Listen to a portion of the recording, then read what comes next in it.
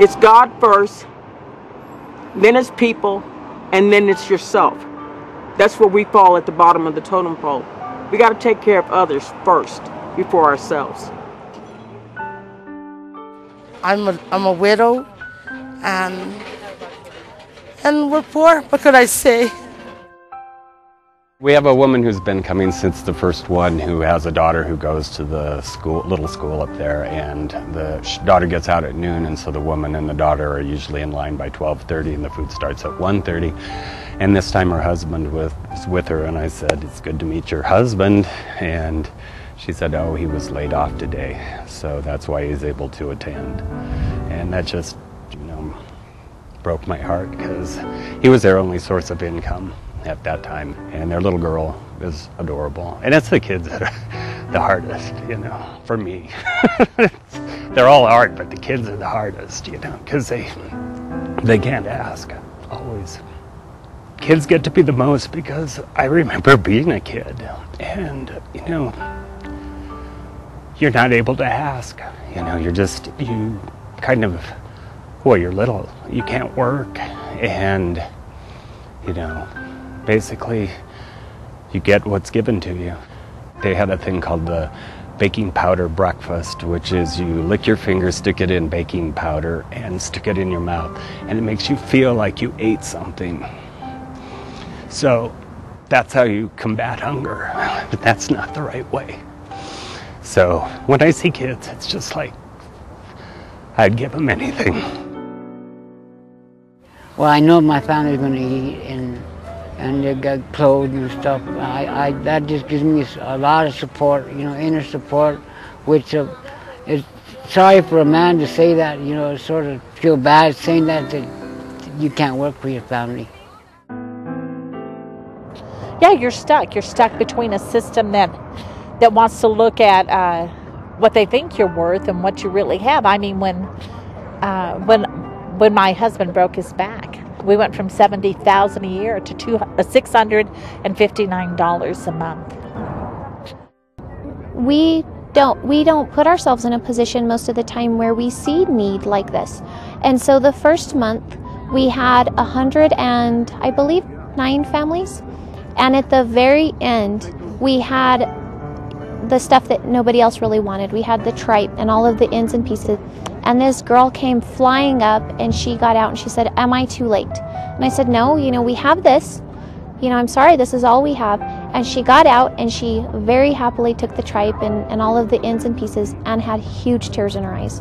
And she said, "Thank you so much. You just don't understand how much this is going to help." Well, that's stuff that most people wouldn't eat, and she's crying over it. So to me, this box is like a blessing, I feel like a millionaire, like I'm in front of a banquet, But it helps a lot. You'd be surprised.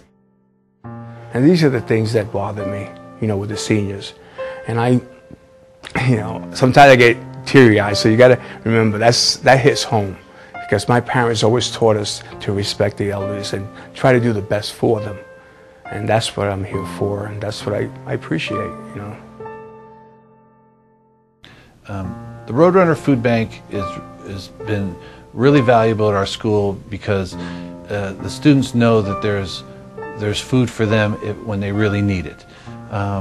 When I make the announcement at the end of the day, "Okay, students, it's time to come up for the food bank to get your backpacks," before I finish the announcement, I come up the hall, they're already at my door, waiting, because it's really important for them.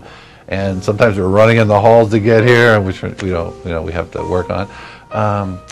Probably 75–80% of the students who come in have 3 to 4 siblings in their family.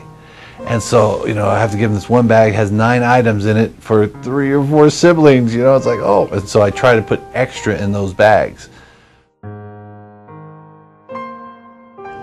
How I got to Albuquerque, me and my friend came down here. We were supposed to stay with her aunt, but her aunt was racist towards me, and so we couldn't do it. So we went to the transit station just to sit there and figure out what we were going to do, because we didn't know anybody else in Albuquerque. It's my first time being homeless. It's strange, but yet I'm getting used to it. To me, it's a lesson. God put me here for a reason. A lot of Albuquerqueans are in denial that we have such a huge homeless population because they don't see it, even though the homeless are spreading out more into different areas. But I still think a lot of people don't want to acknowledge it's in their front yard, you know, and that if they don't acknowledge it, that it will go away. It's the United States. I mean, why do we have hungry people? I mean, we're a people of consumption and abundance, and we have so much. And I guess in my heart, why are we giving so little? And yes, I'm angry because we live in a place where it should be plentiful, but it isn't.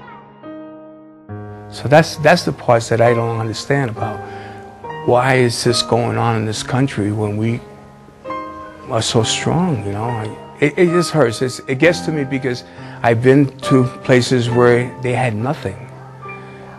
But here we have abundance. And why are we starving? Why?